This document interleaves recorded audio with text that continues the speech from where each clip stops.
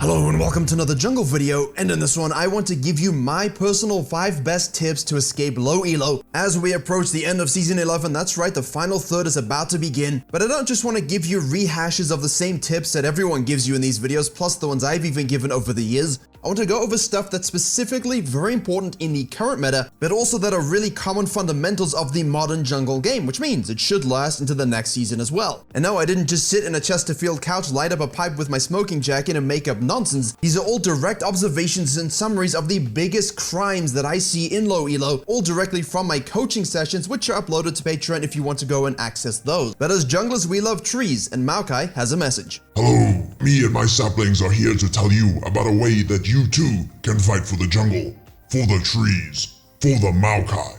Displate was kind enough to send Virkayu a package filled with glorious purpose. Displates are a one-of-a-kind metal poster that are created on 21st century canvas that's magnet mounted and designed to capture your soul's passions. They can even be stared at longer than you're currently staring at my leaves. Customize and collect your displates with ease to set up artworks that will awaken your habitable space, unlike mine, which is being destroyed by laners all over Runeterra and Earth. As part of the Forest Garden project, for every displate sold, 1 tree will be planted, and so far 14 million trees have seen life return to them through Displate. Along with branding partnerships such as Star Wars, Marvel, and NASA, you can find whatever passions you desire for your walls, as well as to see my personal recommendations by clicking the link in the description below for up to 37% discount.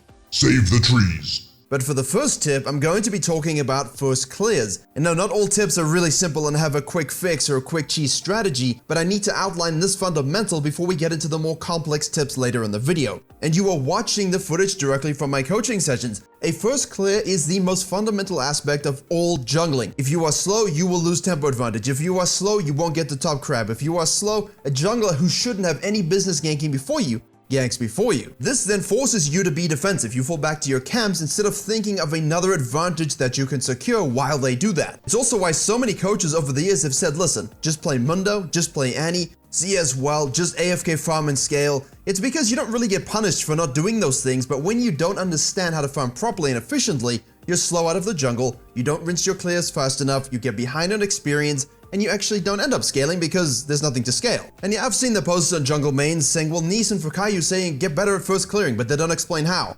Well, let me explain it. Firstly, practice makes perfect. Get in the damn practice tool. If you have 10-15 minutes a day and you don't exactly, want to play a solo queue game, you're kind of mentally tilted, or you're just gonna FF at 15, go into the practice tool. Don't take a leash, practice your clears, don't chug your pods, use only 1 smite for practice because we always want that secondary smite for the crab, and improve. The biggest tip I give to players who want to get diamond and climb through diamond when, Karthus is meta, is go into the practice tool and play Karthus. And you need to do 100 clears on that champion to get everything perfect so you can finish by 3 minutes. Now imagine a scenario where the Karthus doesn't finish by 3 minutes with a leash. All of a sudden, he doesn't get that crab, he doesn't get that free gank off before the enemy jungler has even gotten to his Grom. It means now he's cut off from the double crab, he gets double scuttled, and if he has enemy prior on the top and the mid side, that means when he goes for a second tier Grom spawn, maybe he gets 2v1'd, and I've seen this happen in low elo, and now you're forced to ignore your Grom, go down to your wolf, sequence your raptors and krugs, and you're nowhere near level 6. That's why I made the jungle tempo video, that's why I made the jungle roots video. So if you want a real good example and basically case study of why it's important to clear fast, efficiently,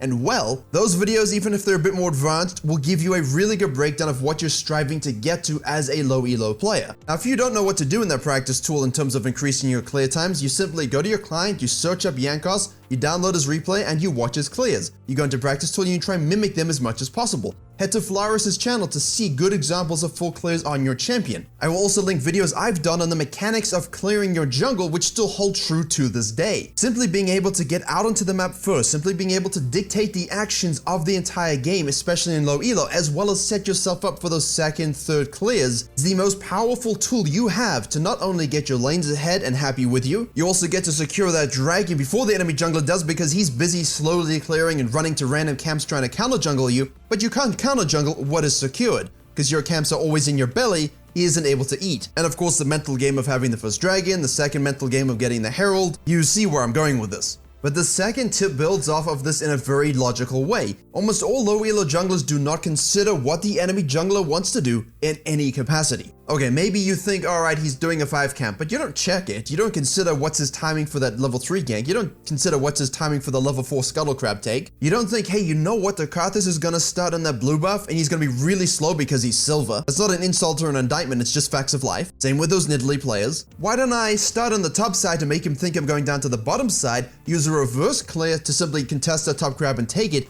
double scuttle him, maybe gank the bottom lane, but if I have prio, ping my support to potentially invade his second Grom. Or you know what, maybe you're just a Volibear and the enemy's in Nidalee, you know she's gonna be very slow with her clears, and you listen to step 1 of this video in all coaching ever made for low elo, and you decided to practice your first clears. You can get that Volibear clear down to 252 very easily in a 5 camp. Why don't we just go and invade her? Kill her, take her red, gank her top lane, take the crab, cut off the bottom side crab. You can simply do a second clear already, Krugs, Raptors, Wolves, Grom, reset, and then yoink that dragon. If she contests it, you kill her because you're level 6. All of this because not only did you consider what she wanted to do and what she could do, you also had a great first clear. The same thing works if you perhaps are against a Shyvana or a Vi and they want to, you know, sneak that first dragon at level 4. Yes, maybe you want to cut them off, but if it doesn't make sense in terms of what your champion's doing, sequencing your camps and getting good experience leads, why not counter jungle the enemy jungler's top side? When they get back up there, there's nothing. And now you can counter gank the enemy jungler because you made that play. And it sets you up to take a nice juicy herald if it's still available, which allows you to take plates, get leads, and then fight and secure the second dragon. Now I understand I extrapolated and rinsed through those examples very quickly, which is why I animated them with fancy arrows and motion blur, but it's really to drive home the point of keep your fundamentals good. Make sure you understand your champion's early targets, their champion's early targets. The best way to win a game in any elo is to make sure the enemy jungler doesn't get to play it. On that note, the next tip is snappy decision making. You know, the reactive pathing, including counter jungling, taking reds, taking heralds. You see Nidalee bot lane, you don't go back to your jungle and enjoy yourself. She's bottom lane, there's a herald up, her blue grump and wolves are up. Let's go take her blue grump wolves. Maybe we just take the herald into the blue grump wolves, dive top lane. There's no way in hell a silver, gold, Nidalee, what have you, is really thinking actively about you making this play and then deciding to counter jungle you on the bottom side. More about that in the 4th tip. You see your laners being ganked? Rotate, leave the Grom. You see the enemy jungler go to the dragon and you're doing your camps? Go do the herald. You see the enemy jungler go take your red and there's no way you can collapse on it with your team? They're not going to pay attention, they're dead. Go take their red. Reacting to counter ganks, reacting to fights, moving on the map, and you would have just seen a Lilia clip from coaching where that exactly happened, in silver. Knew the enemy jungler was top side, took their Grump, sees the enemy jungler ganking mid, rotated and got a double kill. Now can path upside and has 100% total control over the game. We're going to come back to the rest of this Lilia example in a second, but this 4th tip is very much the same kind of thing, always looking for that equal and opposite play. Understanding that negative pressure is important in terms of map macro and don't necessarily just, run across the map to try and cut something off. What I mean by that is, if it sounds confusing, is if you find yourself in a situation where you're getting 3v2, 4v2 dove on the bottom side, don't simply run from your red all the way to the bottom tower and try and defend it. I mean, that can be a good play if your mid lane is coming, you guys have the lead, but if it's looking absolutely doomed because your bottom lane's already dead, and maybe you have the herald, it's actually okay just to make an equal and opposite play. And this is something that dictates high elo very often. Oh no, you 4v2 bottom lane, oh that's so unfortunate, I'm just gonna, herald the top laner, get 5 plates for myself, kill him, take your blue side, cheese him, kill him again. Maybe we get a second charge in the inner tower, you're forced to react to that. Now none of your top side camps are available, I fall back, clear my red side, we reset with the top laner, move down to the bottom side, and now we have the numbers advantage to dive your bottom lane. Is that going to happen in your low elo games? No, but can you still try and do it? Yes, of course, you should. You don't need your top laner to make those plays. You can make those plays. You're getting something equal and opposite. You're not wasting your time running across the map, not taking camps, and losing a lot of experience and pressure. And if you imagine the map pressure from the enemy team, perhaps in a winning scenario, just shoving it into a box,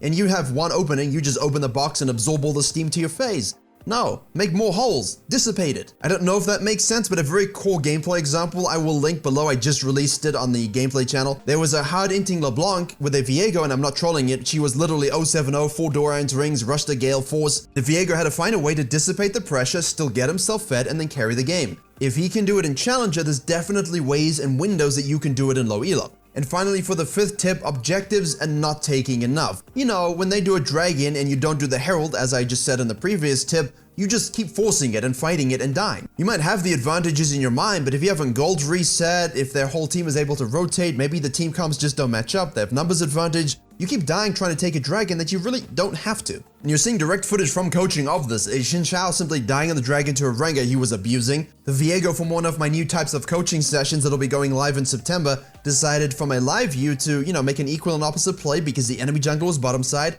dove top lane and had loads of time, and instead of taking the Krugs, taking the red, taking the Herald, falling back to his blue side to secure those camps, there wasn't that immediate snappy decision making I mentioned in tip 3. But if this was this concept of, hey, the enemy jungler's somewhere else, I can take everything, then you kind of make that decision very, very quickly. You counter jungle them, take the objective, fall back to your side. What is the enemy jungler going to do? And this was absolutely one of the core advantages I talked about in the Kane video when you're playing from behind. If you were able to make that play, dive bot and take their stuff, and then take your stuff to prevent further counter jungling, you just get yourself to catch up because there's nothing for them to do. It also forces them to be on another side of the map so you can track that. Always look to punish enough, and honestly I made a video about this as well. Again, all of these things will be linked below. It's the most important part about jungling. If you do not punish, if you do not deny enemy junglers' mistakes and bad pathing, you will not be able to carry yourself to gold, you will not be able to carry yourself to diamond, and you sure as hell won't be able to get master tier because it is one of the most boring yet fundamental aspects of jungling. People don't like to watch those videos.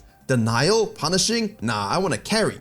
This is how you carry. Take the outermost objectives available, whether that's counter jungling, then the Herald, then the Crab, then your camps. Your camps will be there. The enemy jungler is dead or somewhere else or made a mistake, counter gank them, punish them, take their stuff. Now if we use that example of the Lilia earlier in the video, after the double kill mid lane does not go to the Crab, does not go looking for the Herald. Mid lane is dead, jungle is dead, top lane is gankable. Your first focus needs to be on what can I do while the enemy jungler is off the map, off the field, that causes me to get a lead, causes them to lose the lead, and then of course allows me to fall back to my camps, relaxed with a nice big chunk of change, go back to base, do the same again. But there you have it, 5 crucial tips for low elo players looking to get gold, and honestly, pretty good for gold as well. Yes, it's a little bit more advanced than you would typically see in these videos. Obviously, there's core fundamentals that you can sort of implement into your game to make it better mechanically and simplistically, but I'm simply here to help you see things in a different way, to give you good habits to develop, and hopefully it helps you climb. Hopefully this gives you a lot to think about, and of course all the in-depth materials I mentioned that talk about these fundamentals in a bit more sort of cohesive manner, those are linked below. Thank you very much to Maokai for announcing this video sponsor. Keep your beards fresh, trimmed, and renewed. Thank you very much for watching. Please do like, share, and comment if you did enjoy and learn something, and as always, I will see you all in the next tutorial.